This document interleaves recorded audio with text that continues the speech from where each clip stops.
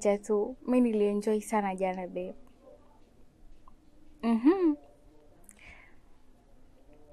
Alafu unajua nini babe? Bi mwenzako yani toka usichana wangu. Toka nimeanza kuwa na wanaume. Kwa kweli sijawahi kupata wanaume kama wewe. Yani raha ninazozipata kwako. Yani acha tu. Napenda kila kitu kuhusu wewe mpenzi wangu. Ndiyo. Na ndio maana nakupenda sana. Yani sikuchoki hata kidogo. Mimi kesho nitakuja. Sawa. Astaghfirullah ladhim. Mabinti wa sasa hivi mbona mmeharibikiwa jamani? Mwezi mtukufu wa Ramadhani huu. Mmekaa kabisa unaongea na simu. Tena ya kimapenzi ya mwanamume asiye kuoa. Uone aibu? Kwani anti umenisikia? Naomba nipishe njia nipite.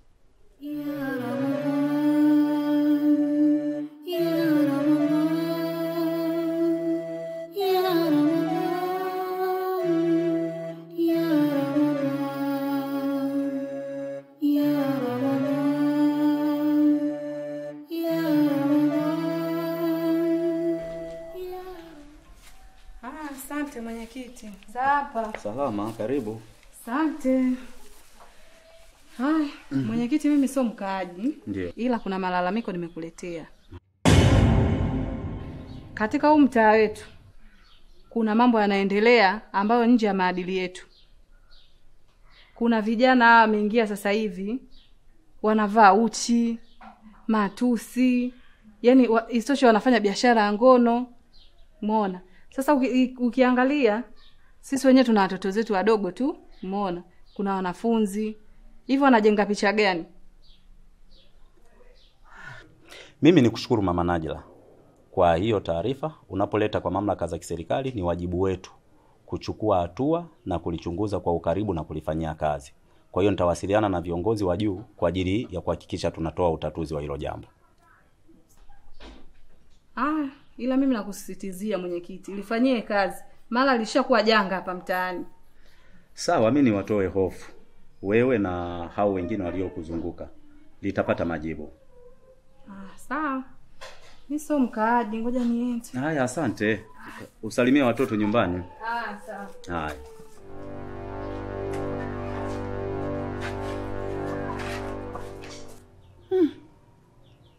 Hili jambo sasa limeshakuwa na userious, nitakuwa kufanywa maamuzi.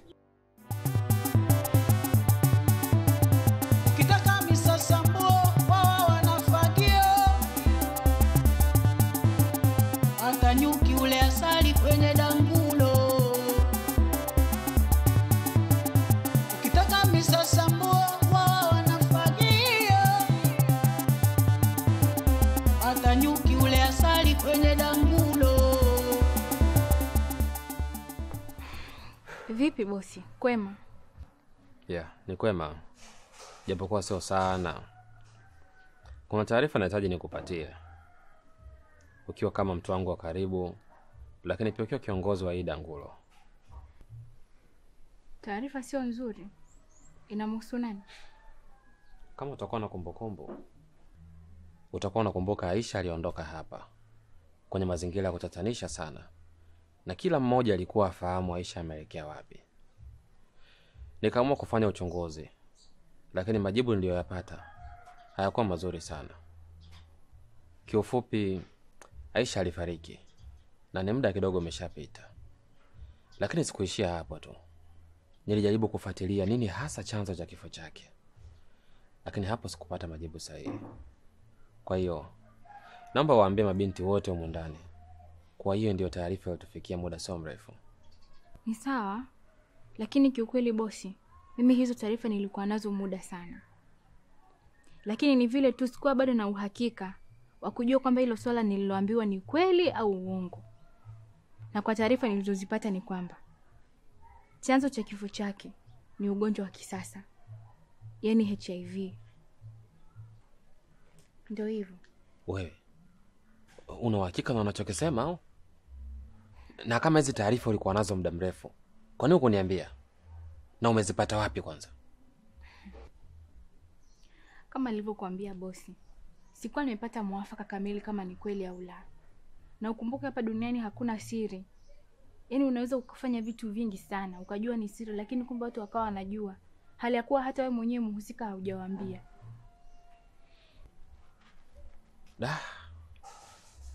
Hakika tumempoteza moja kati ya watu ambao walikuwa wakifanya kazi vyema sana. Apumzike mahali pema peponi. Lakini naomba uwafikishie wafanyakazi wote humu ndani ya taarifa. Kuanzia sasa kila mmoja awe makini. Huu ni uzembe. Nimekuwa nikiwasisitizia mara kadhaa namna ya kutumia kinga, lakini mmekuwa mkipuuzia. Mmeona sasa madhara yake. Ni sawa bosi.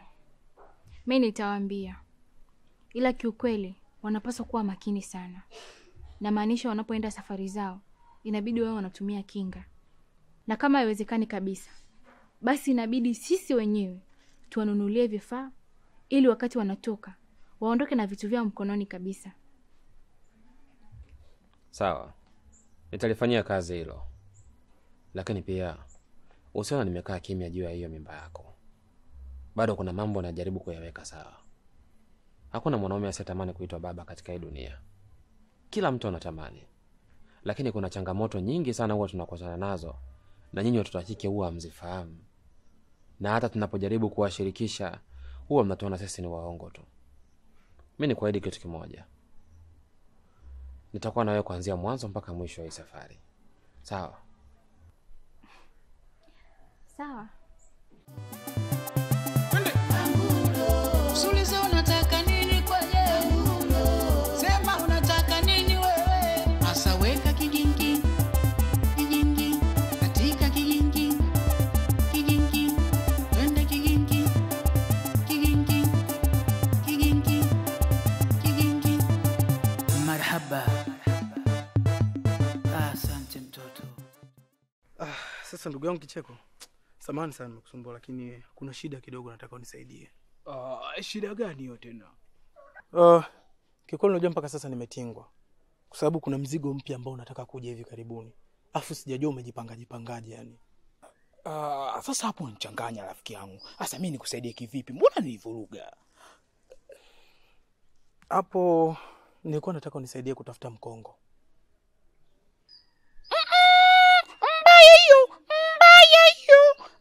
We baba wewe. Nakuona kabisa. We baba unataka kunitia majaribuni. Mistaki. Mwenzio niko kwenye mfungo. Najaribu kupunguza dhambi zangu. Unataka naye tena kunitia kwenye dhambi. Staki bwana, niache. Wewe si mwanangu? Mimi ndio. We mwanangu sana. Oi lasi. Kwa hiyo unanikataa? Mimi siwezi kukataa rafiki yangu. Basi force hivyo mwanangu, kwa sababu unajua nini? Yule demu kwanza ana miela. Umeelewa? Kwa hiyo nikapiga show zikaeleweka. Nikampa miuno ya mgando, nikampa lazia ndonga. Wewe mwenyewe utaishi vizuri kwa sababu mimi atanizingatia. Sasa hapo umeongea jambo la maana. Yaani hapo usio na shida. Kuna mwanangu DC, mambo hayo ndio mambo yake. Mkongo upo, tena original, usiokuwa na shida. Yaani utapiga show mpaka mwenyewe utaenjoy, utasema yes. Oh my god. Sasa hapo ndo ninapokuelewaga mimi. Sababu unajua hata juzi mwenyewe nimetoka kuzungumza na Shazadi nikamuulizia kuhusu hizo habari, lakini yeye alikuwa ameishiwa.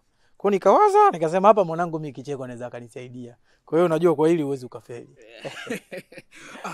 Shazadi yule mambo mengi. Shazadi anafeli sana Shazadi. Wewe hujui tu.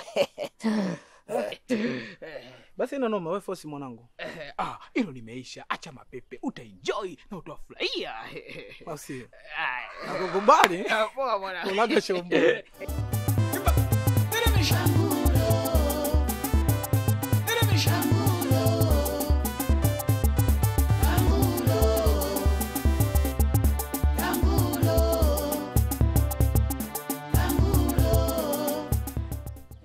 Amna bana, usinifanyie hivyo. Kwa nini? No, nimekumisi na mimi pia. Yeah.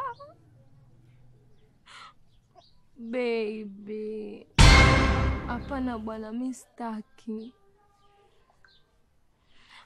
Lakini sasa tulishaongea kila kitu. Nitakunyima. Naweza nikaja na nikakunyima. Suna mimi nimeshakwambia sitaki.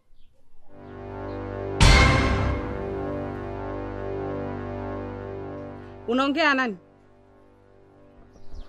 Unaongea na nani? Wewe unayemwita baby ni nani?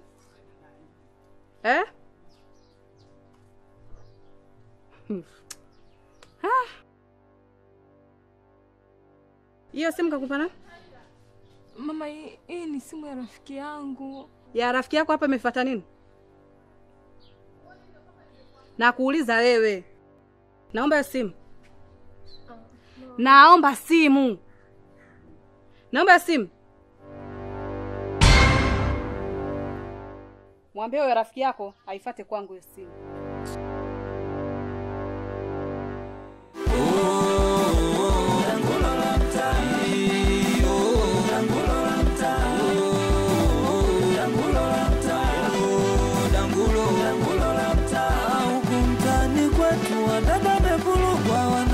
Chula na wala wamiliki mana wamefurugwa kutokuzurura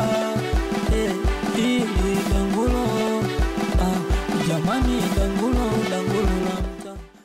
Kutokana na maombi yako tumekusikiliza, kwa hiyo tunakupa machaguo mawili. Kwanza nawashukuru sana kwa kuzingatia ombi langu, lakini ningependa kujua ni machaguo gani hayo. Tutakuongeza nguvu. Halafu je, hizo nguvu utazitumia kwa yule au tukupe mwingine?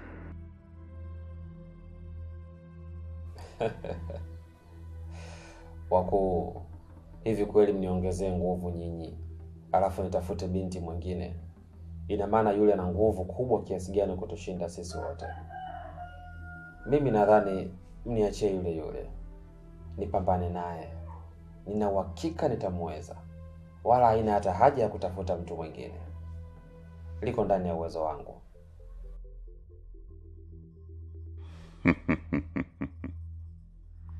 Basi sawa. Kaa tayari kwa kuzipokea hizo nguvu.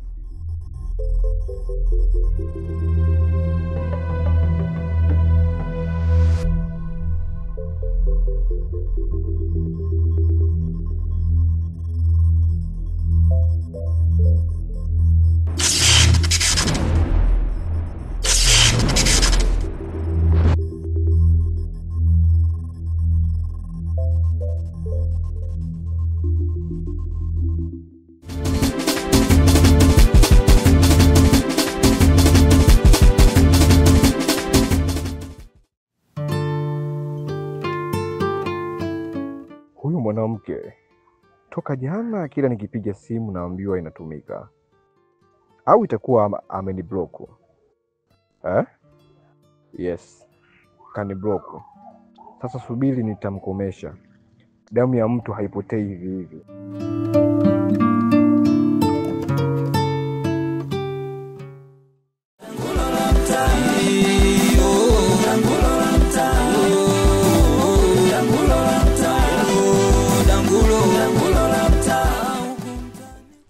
Nipokea ujumbe kutoka kwa mteja wangu wa siku zote.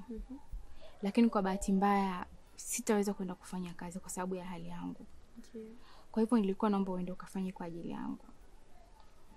Lakini cha kuzingatia tu, mpe vitu unavyojua wewe. Lakini usimalize kila kitu. Kwa nini? Wewe elewa hivyo. Usimalize kila kitu. Sasa kwa nini simpe kila kitu madam wakati hiyo ndo kazi yangu?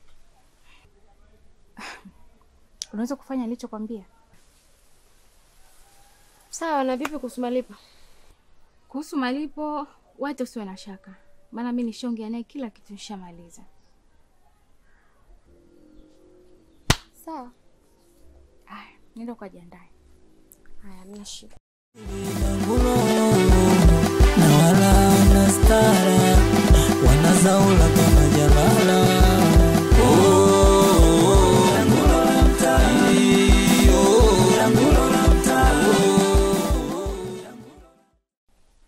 Mam, nimekuja na nina shida kubwa sana. Eleza shida yako. Na shida yangu ni Kimya. Hebu vua kwanza hiyo kofia.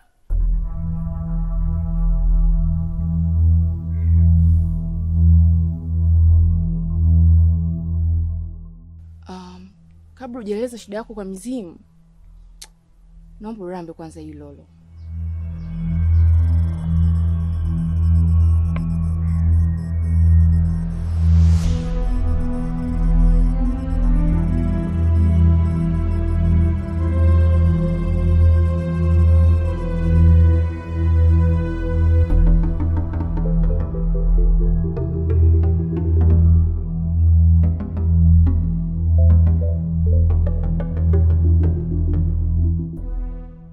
Sasa shika huu pembe na eleza shida zako zote kijana.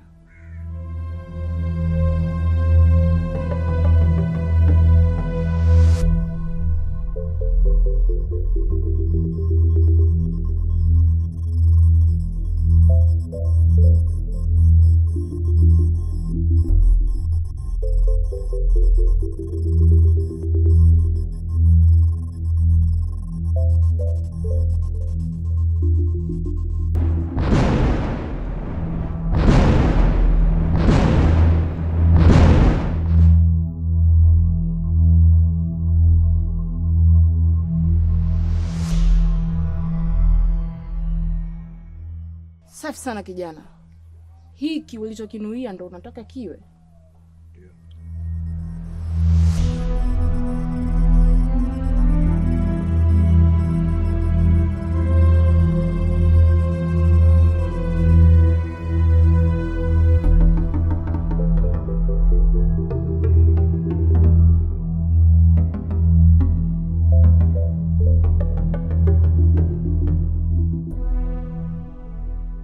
Unatakaje kijana? mimi nataka tukose wote. Kwa hiyo unamaanisha unataka tuue mtoto na mama? Ndio, nataka iwe hivyo. Kwa sababu tukimua tu mtoto peke yake, alafu mama akabaki, kila nikiwa namuona huyo mwanamke nitakuwa nakosa amani na nitashinda kuishi kwa furaha kabisa. Kwa hiyo ni bora afe mama na mtoto pia. Kwa hiyo nataka wote wawili wapotee ili tukose wote. Sawa sawa kijana. Jambo lako ni kubwa lakini si kubwa sana, na pia ni dogo lakini sio dogo sana. Jambo lako nimelisikiliza, ila ngoja nikutengenezee dawa. Na dawa hiyo nikishakugeia, masharti yake sio rahisi na sio magumu, lakini unapaswa kuyafuata. Ngoja nikutengenezee dawa.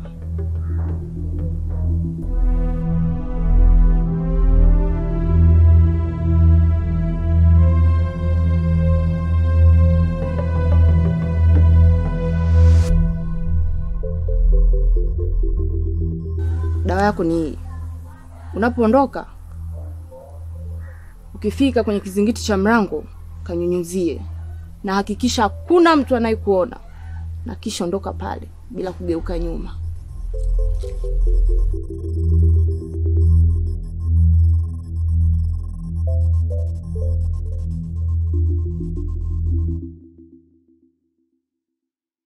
Sasa wao wanafagia hata nyuki ule asali kwenye damu. Nimejitahidi kadri ya uwezo wangu na leo nimekuja na jipya. Nimefanikiwa kupata namba za yule binti na nimekutana naye. Lakini shida ilikuja pale tu nilivyomwambia nikapaona unavyoishi sasa hivi. Anakuwaje mgumu wakati ushakutana naye? Yaani umeshindwa kabisa kutumia uzoefu wako? Wewe ni askari, sio raia wa kawaida. Mimi sijaelewa kwa nini, lakini ameniambia tu ni mapema sana mimi kupajua pale. Nilivyojaribu kumhoji akaondoka tu huyo kaenda zake. Ni sawa, ila ulipaswa kumfuatilia nyuma mpaka sehemu anapoishi. Yaani hukupaswa kabisa kurudi nyuma. Unauacha ushahidi wakati siku zote tunahangaika kutafuta ushahidi. Sawa, nimekuelewa mkuu. Labda nikuahidi tu, next time nitajitahidi nipafahamu, iwe kwa kumfuatilia au kwa mbinu yoyote ile ya kiaskari. Sawa. Hakikisha ushahidi wako unakamilika. Na usije kufanya mistake kama yule ulifanya. Tumia akili, tumia umakini. Yaani mpaka unaona umeshindwa kwenye staili hiyo, basi ubunifu katika kichwa chako hakuna. Yaani ilipaswa ujiongeze. Kwa sitaki kuona makosa mengine yamejirudia kama haya. Sawa mkuu, nimekuelewa na nitalifanyia kazi. Sawa.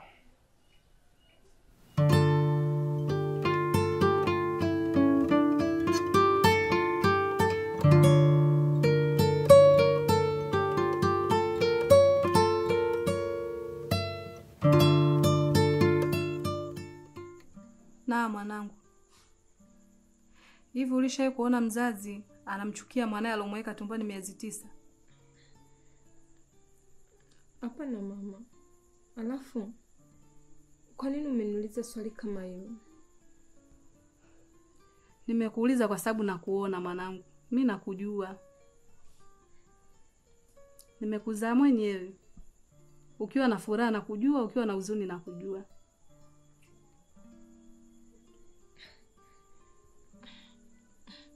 Bado sijakuelewa mamangu. Unanichanganya, sijajua unanimaanisha nini. Umebadilika sana mwanangu. Siku hizi muda wote unaongea wewe na simu. Unarudi usiku. Unamiliki simu ambayo hata mimi sina mama yako, na wala sina mpango hata wa kuimiliki. Na ikiwa wewe ni mwanafunzi, umeitoa wapi mwanangu?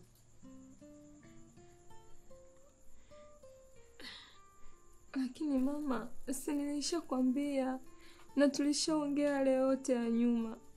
Simu nilikupa ya rafiki yangu, sio ya kwangu. Kumbuka mimi mama yako, nashindwa hata kuvaa nguo nzuri ili mwanangu wewe usome. Na dunduliza mimi kila biashara gani ambayo mimi sijaifanya, ili mradi tu nikule wewe mwanangu. Na nikusomeshe, uje kunisaidia. Tangia marehemu baba yako amefariki, wewe unaona kuna ndugu hapa ananisaidia mimi kukulea wewe? Hivi baba yako angekuepo hai, ungeyafanya yote haya? Naomba ubadilike mwanangu. Au upendi na sisi tuje kuishi maisha mazuri?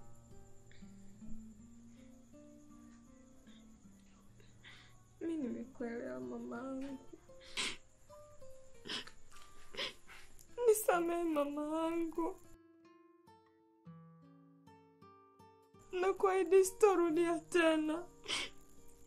Nitajitahidi kwa hali na mali kuhakikisha kuwa una furaha.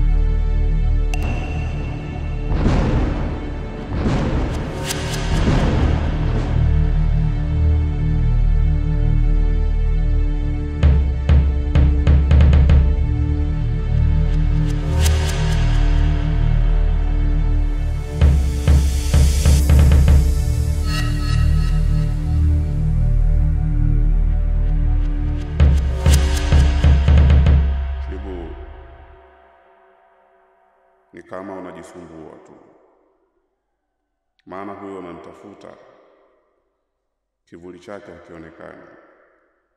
Yaani maana yake ni kwamba hayupo katika ulimwengu huu. Kwa hiyo unafanya kazi bure. Yaani hapana bwana, hapana. Yaani inawezekanaje jamani?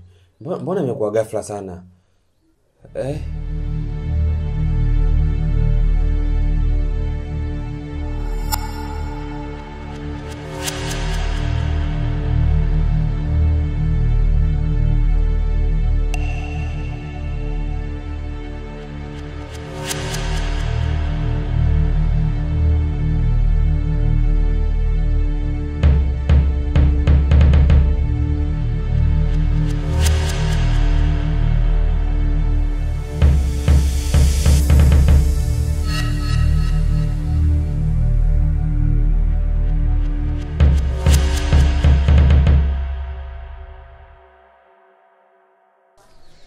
Hivi Shazna, unaweza kuniambia ni sababu gani ambayo inakufanya mimi nisipajue kwenu? Yuzo mpenzi wangu, mimi sio kwamba sitaki upajue mimi ninapoishi, ila nilikwambia naomba muda kidogo, maana kuna vitu ambavyo vipo nyuma ya pazia na wewe hauvijui. Yaani ni muda gani unaozungumzia wewe? Sikia nikwambie, nimevumilia sana, alafu nimechoka. Masuala ya kuwa tunasimamishana barabarani, tunaishia kulala gesti, alafu ni binadamu. Linaweza likatokea la mchana, linaweza likatokea la usiku. Ukaumwa, nikapigiwa simu, nitapajua kweli unavyoishi? Sikia Shazna, naomba nipajue kwenu.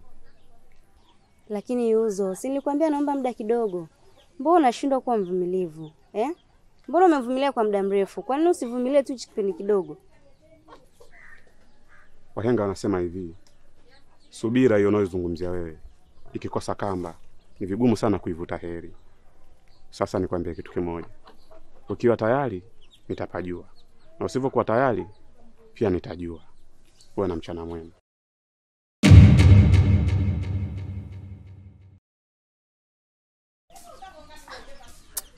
Sasa bwana ananichanganya. Angekuwa anataka kuoana na mimi kila muda, kuwa free na mimi, angenipangishia nyumba. Alafu naongea naye anakasirika anaondoka. Sasa mimi nifanyaje? Usulize unataka nini kwa leo? Sema unataka nini wewe? Asa weka kigingi. Kigingi. Katika kigingi. Kigingi. Twende kigingi. Kigingi. Kigingi. Kigingi. Marhaba.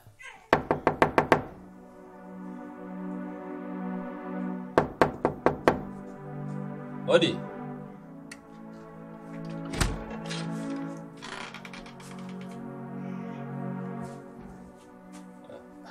Vipi ndugu yangu? Fresh ndo vipi? Safi. Samahani. Shemeji anaendeleaje? Shemeji yako bwana yuko na hali mbaya. Yaani kimsingi alikuwa na hali mbaya sana. Alikuwa katika kipindi ambacho anataraji kupata mtoto. Ilitokea mambo ya kiafa, unajua wanawake. Alipata mshtuko, akazidiwa sana.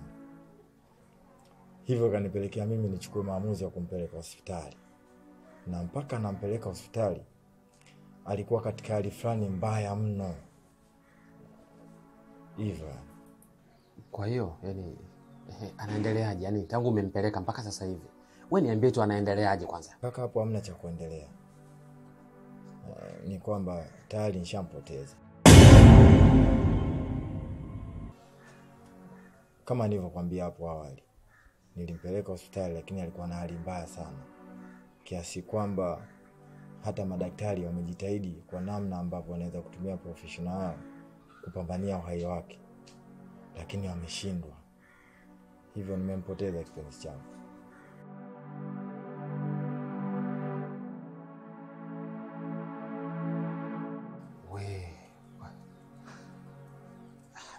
Amefariki? Na vipi kuhusu mtoto sasa? Kuhusu mtoto bwana, ni yale yale, the same na mama yake. Wote walifariki.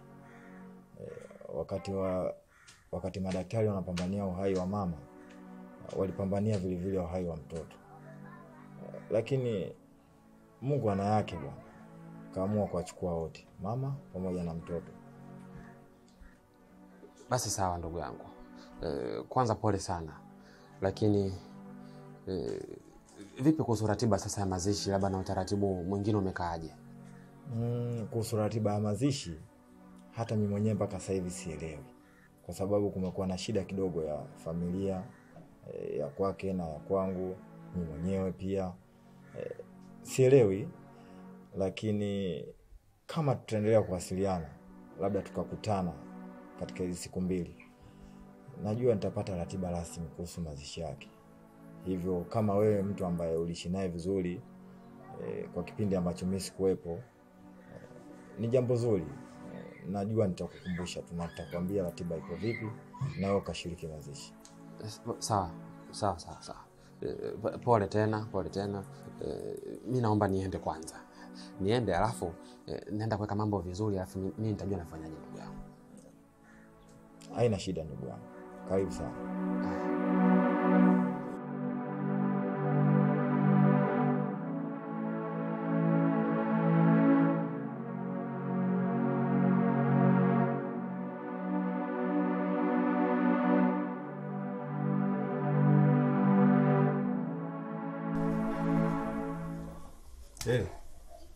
Vipi? Amna, lakini unajua yani kuna vitu hata sivielewi mimi mwenzako. Baby, mimi si mpenzi wako? Na naomba niambie shida nini? Unajua ni mwisho wa mwezi sasa. Na hii yapata awamu ya pili. Sijaingia katika mzunguko wangu. Lakini nini? Nilichukua uamuzi wa kwenda kununua kipimo pharmacy. Nilipopima ndipo nikajigundua kwamba mimi ni mjamzito. Mjamzito?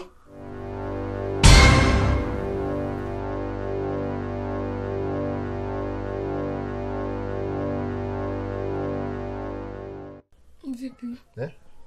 Hamna. Mbona umeshtuka? Hapana. Nimeshtuka. Sikia. Ndio dukani hapo kitu nichukue fungu sasa. Mbona ghafla hivyo unanichanganya na kwa sikuelewi? Hamna mpenzi wangu.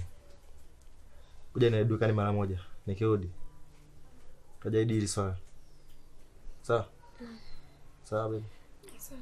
Kwa amani sawa. Napenda. Sawa.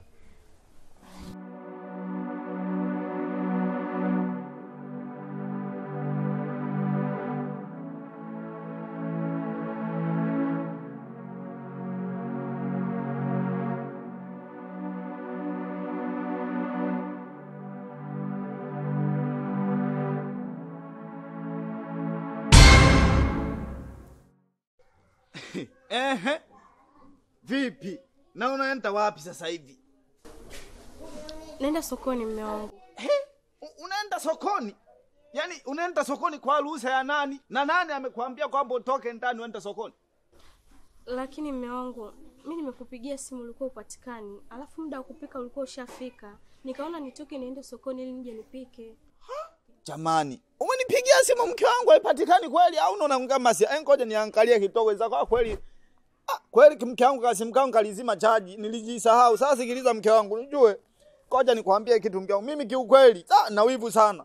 Sasa mimi hapa sikuelewi bado. Unajua, mimi sijakuruhusu kwenda sokoni. Sasa cha msingi hapa na mashaka na wewe. Inaonekana wewe unaelekea kwa Chibu wewe. Kwa Chibu tena? Hayo mambo ya kwa Chibu yanatokea wapi? Kwa sababu mimi nimekuacha ndani afu ananiambia unaelekea sokoni. Sasa hiyo hela nani amekupa ya kwenda kuhemelea? Nimefanya biashara vyangu vidogo vidogo. Ndio maana nikapata hiyo pesa na kwenda kununua chakula tuje tupike. Fanya ka biashara gani yako mimi mke wangu, mbona mimi sikijui? Unaka biashara gani? Au ndo Chibu kakufungulia ka biashara mimi sijui? Sikiliza mwanamke wewe nikwambie. Haya mambo naleta humu ndani mimi kiukweli siyawezi. Mke wangu mimi nakupenda bwana. Nakupenda bwana. Unanifanyia mambo sio mimi mwenyewe nakuwa naongea lakini hapa kama kuna watu. Sasa sikiliza mke wangu. Naomba twende ndani basi. Sasa unaposema twende ndani tutaenda kula nini? Acha niende sokoni nikanunue vitu tuje tupike tule. Haya maswala niachie mimi mwanaume. Niachie mimi nitakuwa naenda sokoni mimi au watoto. Wewe hakuna kutoka ndani ya nyumba. Wewe hakuna kutoka upaki ndani ya nyumba. Kani mimi siwezi kwenda sokoni au wanangu waweza kwenda. Wanaweza. Kwa hiyo sitaki mke wangu uende bwana. Nina wivu. Twende ndani bwana. Twende uniangalie kama unijui bwana, wakati unanijua kila siku tunaonana bwana. Alafu naomba Ukitaka misasambo wao wanafagio. Hata nyuki ule asali kwenye dangulo. Ukitaka misasambo wao wanafagio. Hata nyuki ule asali kwenye dangulo. Da, mbona msala huu? Mimba alafu tena mwanafunzi. Hii imekaaje? Nitafanyaje sasa?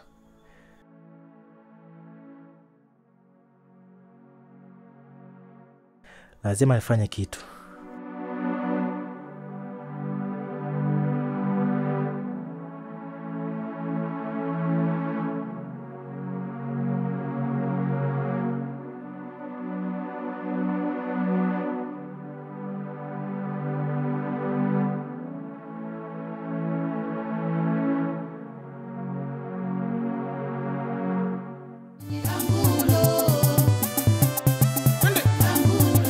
Usulize unataka nini kwenye sema unataka nini wewe. Asa weka kigingi kigingi katika kigingi kigingi wende kigingi kigingi kigingi kigingi. Marhaba, asante mtoto. Akoso naingia Chibu anatoka Abia nafuta jasho na shushia na soda. Usiulize unataka nini kwenye angulo. Sema unataka nini kwenye angulo.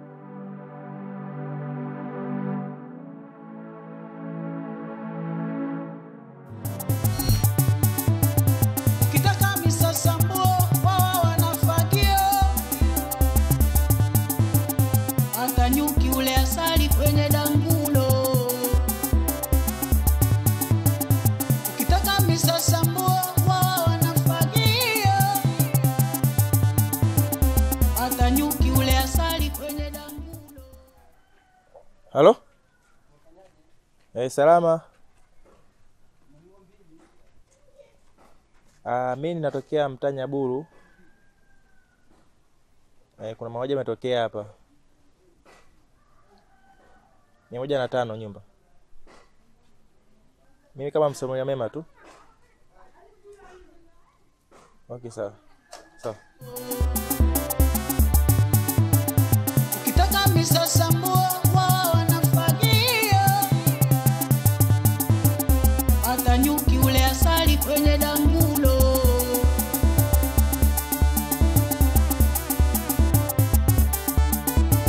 Usiulize unataka nini kwenye Mbona pako kimya sana? Watu wako wapi? Amna, watu wengine wapo ndani. Si unajua sasa hivi hatutakiwi kuonekana nje. Okay. Unajua nini? Kitu ambacho umekifanya leo ni kitu bora sana, alafu na ni muhimu sana katika maisha ya binadamu. Kwa sababu kama kweli mtu unampenda, hautakiwi kumficha. Unatakiwa umuonyeshe kila kitu chako na umwambie karibia kila kitu ambacho kinakuhusu. Maana ni hapa nikipigiwa simu moja tu, najua unapatikana wapi na kufuata mpenzi wangu, maisha mengine yanaendelea. Nimefanya hivi kwa ajili na kupenda sana Yuzo. Na nipo tayari kufanya chochote kwa ajili yako. Are you sure? Basi sawa, mimi nisipoteze muda sana. Naomba nikuache.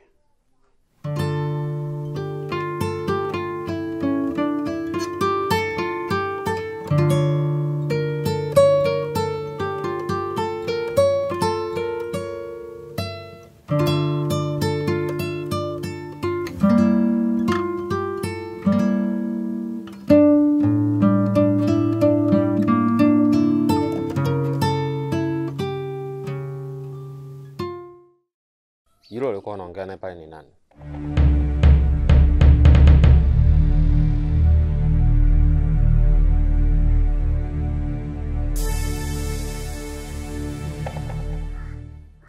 Yule ni jirani bosi, alikuja kuulizia kama kuna majani. Ina maana umesahau nini huwa anawakataza ndani? Si unajua kabisa ni marufuku mtu yote kujua sisi tunaishi wapi. Wenzio wanakuja na watu wao wanaishi nao huko barabarani. Wanajua kwamba kuja nao hapa ni marufuku.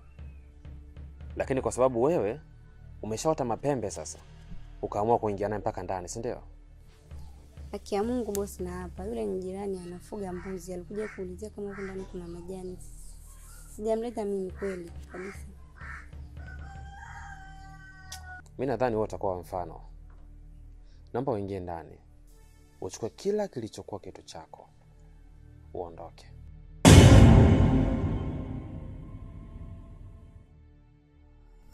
Sihitaji kujua unaenda wapi wala utafanya nini. Ila mpaka hapa tulipofikia inatosha sasa. Lakini bosi. Lakini nini? Nimesema ingia ndani kachukue kila kilichokuwa kitu chako na uondoke. Sasa hivi.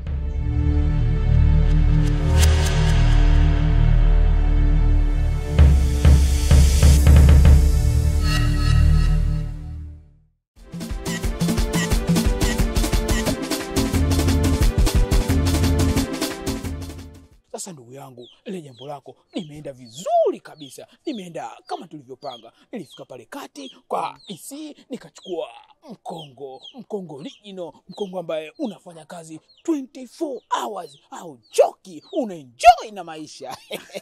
Acha bwana. Kwa unataka kuniambia chuma umekuja nacho kile kile yani. Kwa hiyo sitohangaika tena kwenye masuala yetu yale. Yaani hapo uwezi kuhangaika tena na huyo akija mdoto unamfanya unavyotaka wewe. Tena sitaki niongee sana. Nikatia chumvi nyingi. Ukakosa kwenda kuenjoy ndugu yangu. Kitu cha Kongo mani.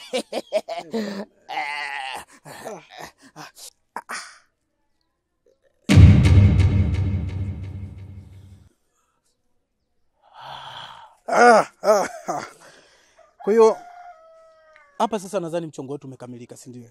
Na vipi kuhusu matumizi yake labda? Haya matumizi yake bwana, unasubiri kabla hajaja, ingia zako chooni, unapaka sehemu husika pale, unapaka unakifungia kimfuko kidogo, unasubiria. Ukishaona anakaribia kuja tu, unatoa kimfuko. Wewe una hatari sana. Sasa vipi kama nikakutana na yeye akawa amejipanga labda anataka kuimba alo, maana kuna wengine uoga wana test mic kidogo. Wazee wa milambo. Akitaka kupiga tarumbeta unamwacha, na maana ataenjoy, na muda wote atataka tu kupiga tarumbeta maana litakuwa linanoga. Unajua huo mkongo una utamu fulani hivi. Niliofia hilo nikajua labda anaweza akaitoa labda akishapiga tarumbeta. Si unajua wengine wana mafundi watoto wengine unajua. Basi fresh ndugu yangu. Mimi nadhani hapa mchongo wetu utakuwa umekamilika. Leo nikashebue kidogo. Basi sawa ndugu yangu, nenda ka enjoy, nisikucheleweshe ndugu yangu. Basi fresh, nadhani tutasemana baadaye.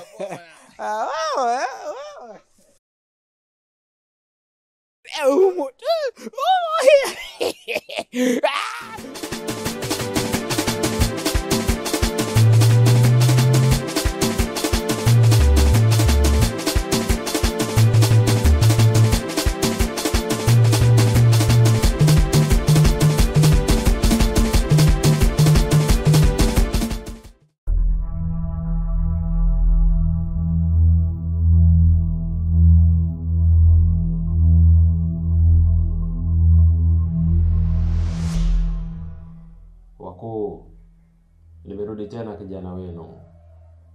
Kwanza kabisa, naomba mniwie radhi. Naomba mnisamehe kwa sababu nimewaangusha. Niliwaahidi kafara, lakini nimeshindwa kutimiza ahadi yangu. Kwa hiyo, tafadhalini sana wakuu wangu. Naomba mnisamehe katika hilo. Lakini msamaha wangu sio wa hivi hivi. Wala sihitaji msamaha wa bure. Mimi nipo tayari kutafuta binti mwingine ambaye atakuwa mjamzito tena, aliyenona na mzuri sana kwa ajili yenu, ambaye atakuwa mbadala wa yule nilishindwa kumtoa kafara. Kwa hiyo naomba mnikubalie ombi langu. Alafu mnipe japo siku moja tu niweze kukamilisha hili. Tafadhalini sana wakuu wangu. Hilo swala unalosema haliwezekani tena. Kilichobaki sasa hivi ni ujitoe kafara wewe mwenyewe, maana umeshindwa kumtoa wewe binti. Hiyo sidhani kama kuna haja ya kufikia huko. Naombeni japo siku moja tunaweza kukamilisha hili jambo. Tafadhalini sana. Kweli nimewakosea, lakini msiniadhibu kiasi hicho. Nawaomba sana wakuu wangu.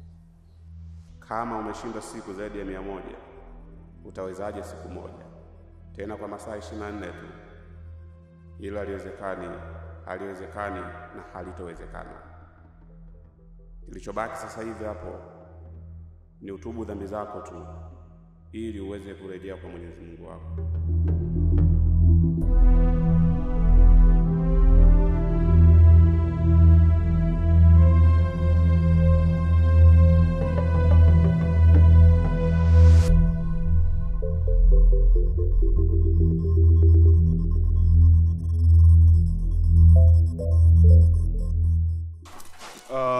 Kwa kuwa tumejithibitishia sisi wenyewe kama sehemu husika ni ile pale, kikubwa wewe kwenda kufanya doria.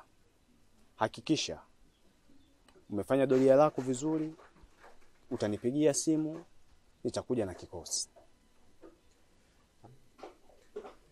Hilo halina shida mkuu. Tutalifanyia kazi. Sawa. Kikubwa kuwa makini. Fanya doria yako vizuri. Hakikisha watu hawakuoni. Hakikisha hakuna mtu yote anaweza kukugundua. Tumeelewana vizuri? Hilo limeisha. Kuhusiana doria tu, nafikiri unaniamini kwenye hiyo. Nitahakikisha nafanya doria yenye viwango. Na hakuna mtu yote ambaye anaweza kaniona pale. Kwa sababu najua chocho zote za kuingilia pale. Sawa. Chengine kuwa makini. Usije ukafanya mistake ya aina yoyote. Na usije ukaonekana sehemu yoyote pale pindi unafanya hiyo doria. Natumaini unaniamini. Na siku zote huaga kunipa kazi. naifanya inavyotakikana. Na kuhusiana na hili swala uliloniambia, nitalifanyia kazi na nitaenda kwa wakati mwafaka, alafu nitatoa taarifa. Sawa. Umakini unahitajika sana. Na kuamini pia vile vile nimekupa madaraka haya, maanisha ni wewe ni mfanyakazi bora. Umeelewana? Nakuelewa mkuu. Basi sawa. Unaweza kaenda.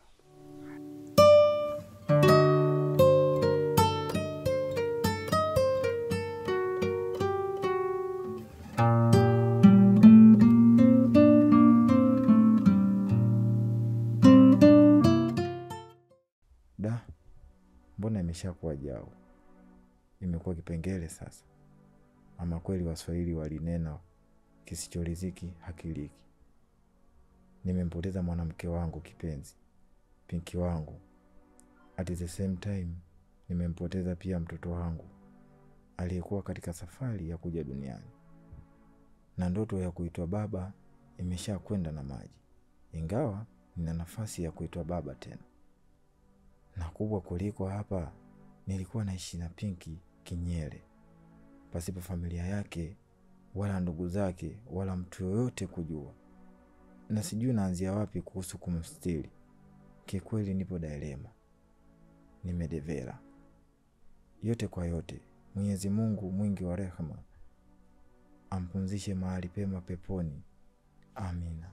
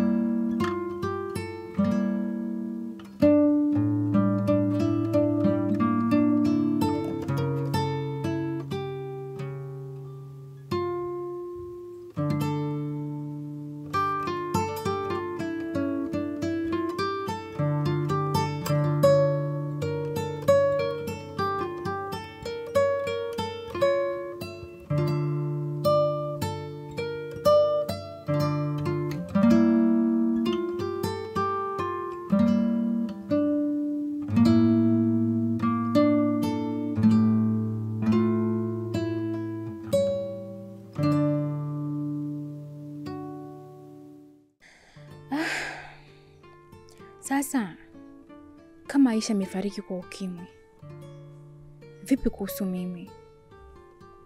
Maana aliwahi pia kutembea na Mzee Dole. Mungu wangu, nachanganyikiwa. Yote 9. 10. Vipi kuhusu Chibu sasa? Sitakuwa nimemwambukiza pia na yeye? Na mtoto je? Mungu wangu. Sasa mpaka hata nakosa majibu. Mtoto nampa nani? Maana hata sielewi ni wa nani, wa Mzee Dole au wa Chibu.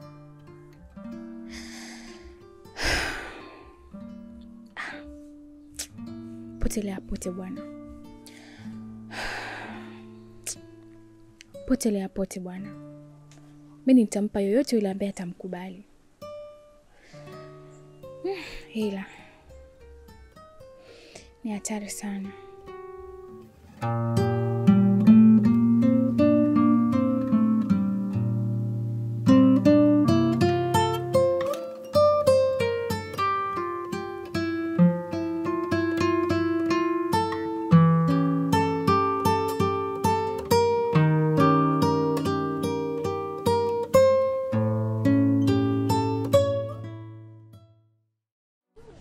Rita, nini kilitokea mpaka kupelekea mtoto wangu kufariki? Mdogo wangu, uliondoka hapa mwanao anaumwa. Na tangu uondoke ni mwaka sasa. Haujakumbuka kurudi nyuma. Wala hata simu.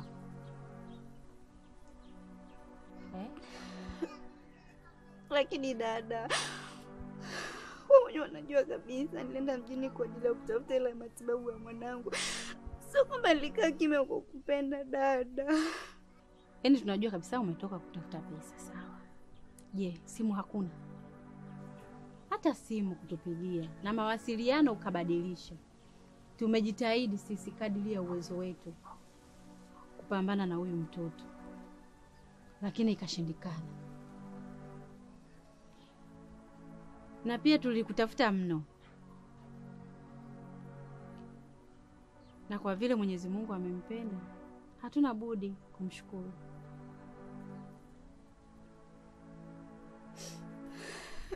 Mwanangu ameniacha peke yangu. Kwa nini lakini mamake anaenda kumtafutia la matibabu dada? Ni mipango ya Mungu. Dada. Nisikilize, unatakiwa kumuombea na kwenda kanisani kuomba toba kwa ajili yake, kwa sababu haukufanya makusudi. Sijui umenielewa? Dada, lakini alikuwa mtoto wangu wa pekee na najua. Naumia dada. Pole, nyamaza. Hata Mwenyezi Mungu anajua kama ni mtoto wako wa pekee. Lakini alikuwa anaumwa sana. Ni bora pia alipoenda kupumzika kuliko angeendelea kuteseka. Nisamehe sana mwanangu, nisamehe sana.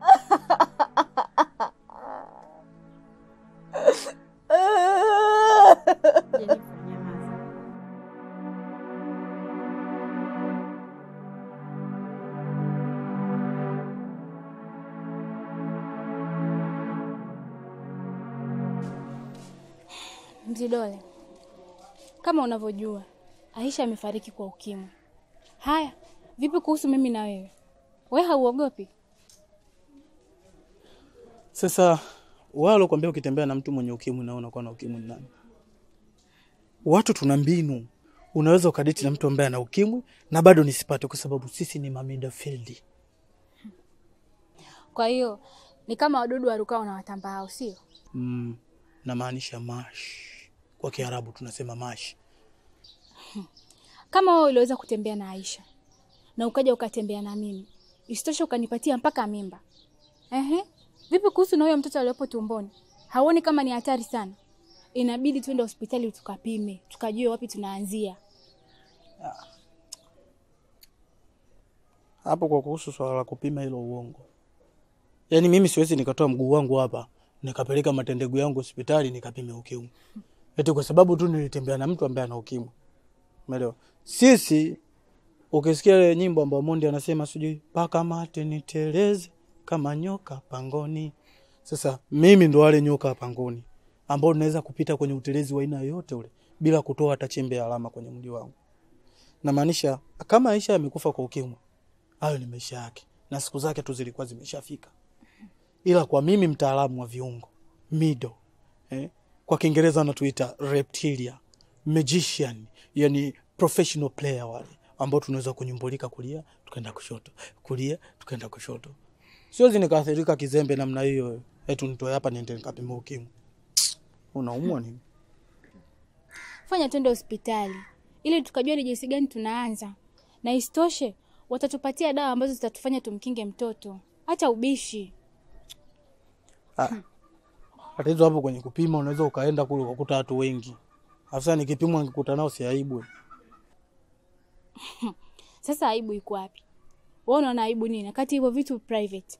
Unaenda unaingia kwa daktari, anakupima, anakupa majibu yako, anakupa na dawa zako, unakuwa unafuata dawa kila siku. Alafu aibu unaitoa wapi wakati kuna watu wengi tu ambao wanafuata dawa hospitali? Fanya tuende bwana mpenzi. Mimi ukimwi siwezi nikaa nao bwana. Kwani watu wetu tukaishi hivyo hivyo mpaka nikapime? Hapana. Kuna leo na kesho. Kuna maradhi, kumbuka. Haya, mmoja wetu akaugua na tutumie dawa, tutafanya nini? Hata huko hospitali hawatatupa ushirikiano tena. Kwa sababu ya uzembe tuliotumia toka mwanzo. Mfanya twende bwana. Sawa. Nitaangalia jioni kama naweza kwenda huko.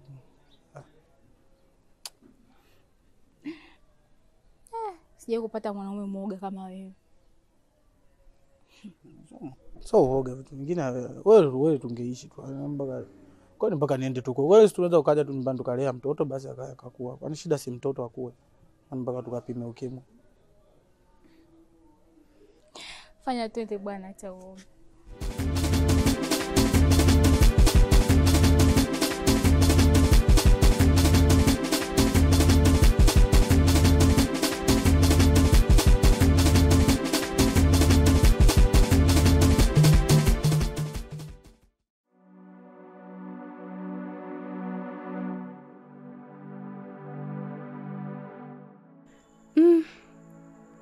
Mbona hii sio kawaida? Mpaka saa 6 saa hizi mwanangu hajarudi. Mungu, hebu msaidie mwanangu arudi salama. Jamani mwanangu, sijui kapatwa na nini huko. Sasa hata kama kumtafuta naanzia wapi?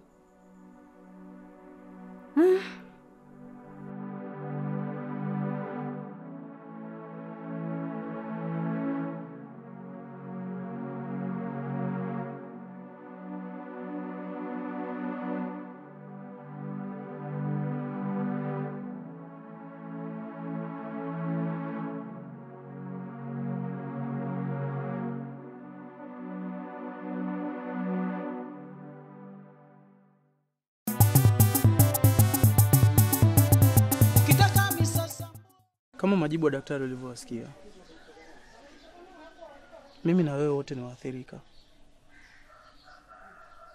Na sikuwahi kujua kuwa madaktari wana uwezo mkubwa wa kumshauri mtu ambaye hata kama alikuwa amekata tamaa ya kuishi akapata tumaini jipya tena la kuishi. Kiukweli amenifanya nimejisikia mwenye amani, lakini bado najihisi ni mkosefu. Hivyo ndivyo inavyotakiwa.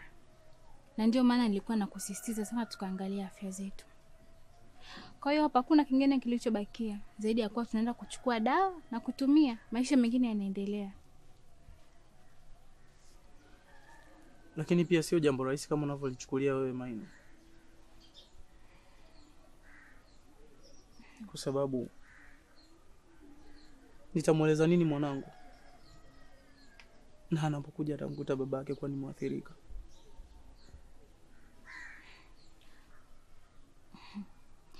Nakuelewa sana Mzidole.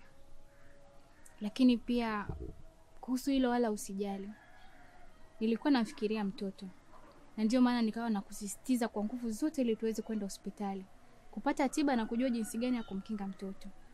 Kwa hivyo nitakuhakikishia nitakuwa mama bora na mwenye kujitambua. Naomba uniahidi kitu kimoja. Kitu gani hicho?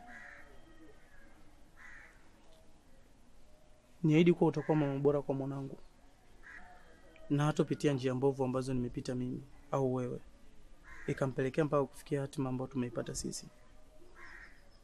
Niahidi kuwa atakuwa mtoto mwenye furaha na amani na kujivunia wazazi wake wote wawili.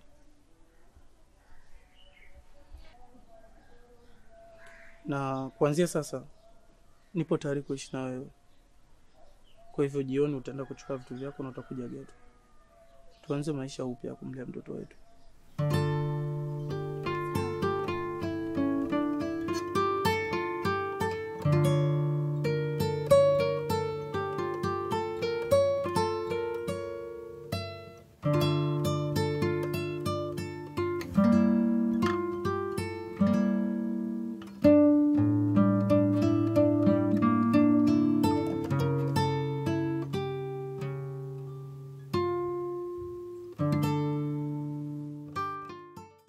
Mdogo wangu, hapa ndipo alipolala mtoto wetu.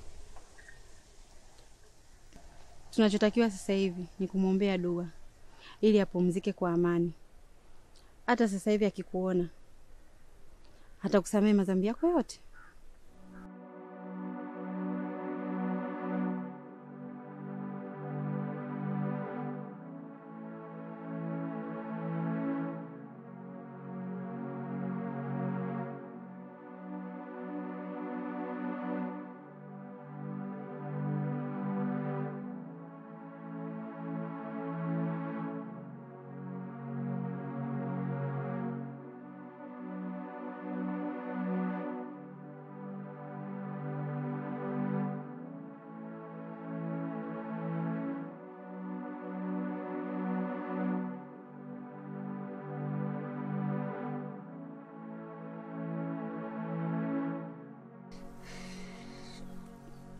Ni kweli leo nakuja kuona umelala hapa mwanangu, kweli mama? Mbona umeniacha mwanangu, na bado nilikuwa nakupenda mama.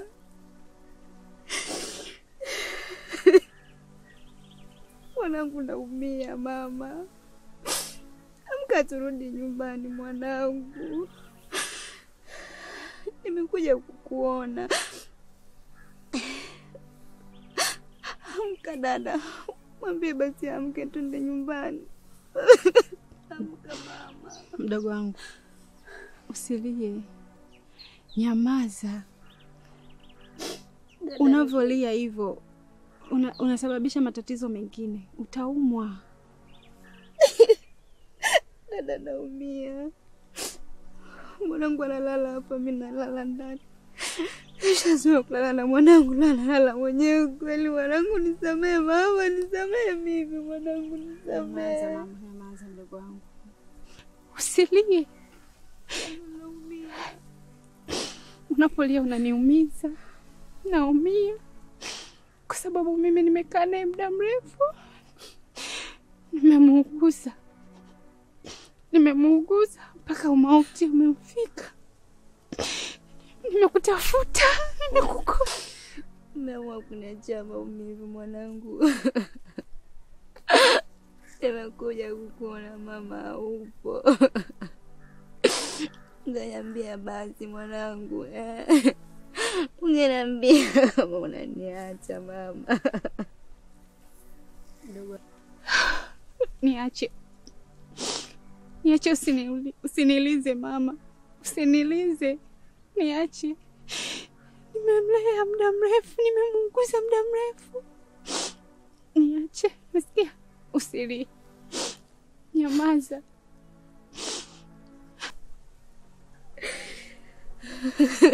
Nyamaza. Usilie.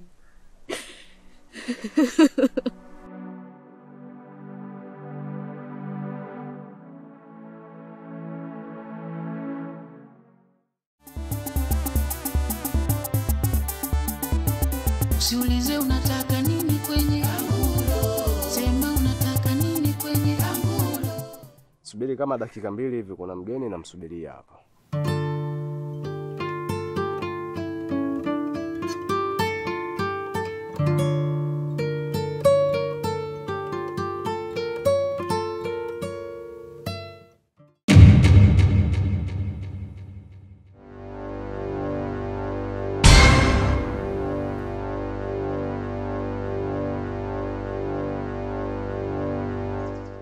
Habari za mdau mkuu. Salama. Madam, huyu anaitwa Yuzo, ni afisa mwenzetu. Ya Yuzo, huyu anaitwa Madam Wasi, ni afisa mwenzako pia. Mbona mimi nafahamiana naye huyu, lakini sikujua kama ni afisa mwenzangu. Nimewaita hapa kwa ajili ya kupata majibu kutoka kwenu. Kwa sababu wote niliwapa majukumu kuweza kufanya uchunguzi katika ile sehemu. Kwa hiyo nawasikiliza nyinyi sasa. Mkuu, mimi Yuzo tunafahamiana kitambo sana. Ingawa sikufahamu kama wote tuko kwenye kitengo kimoja. Lakini nimefurahi kujua kama naye ni afisa mwenzangu. Na bahati nzuri kazi ulioniagiza nimeifanya vizuri ipasavyo. Na tumegundua tayari kwamba wale watu wanaendelea kufanya biashara ya ngono. Kwa hiyo tunasikiliza maagizo yako. Nini kinafuata baada ya hapa? Na kwa upande wangu mimi nimejitahidi kwa uwezo wangu. Nimefanikiwa kupajua, na kama alivyosema mwenzangu, pale ndo sehemu husika na wahusika wapo pale. Ni habari njema sana kwangu. Itakuwa vyema sana kuchukua majeshi na kwenda kuwakamata. Wataenda kujibu sheria. Si mna hakika mnasema wapo paka sasa hivi? Ndio mkuu. Basi mimi acha niandae jeshi. Tunaweza kuwachukua. Wataenda kutumikia huko jela.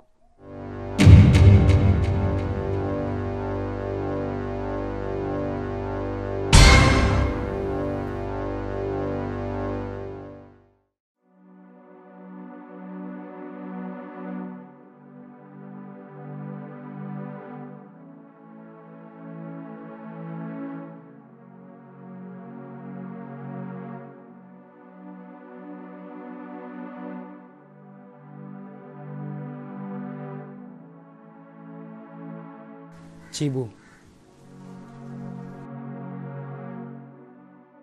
wala huna haja ya kufikiria sana, maana hata ufikirie vipi hauwezi kubadilisha kile kilichopangwa.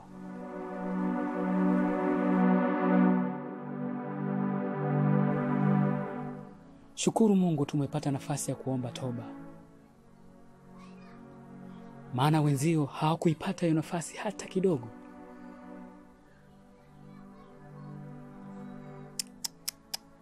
Pole sana, maana unajua kinachofuata.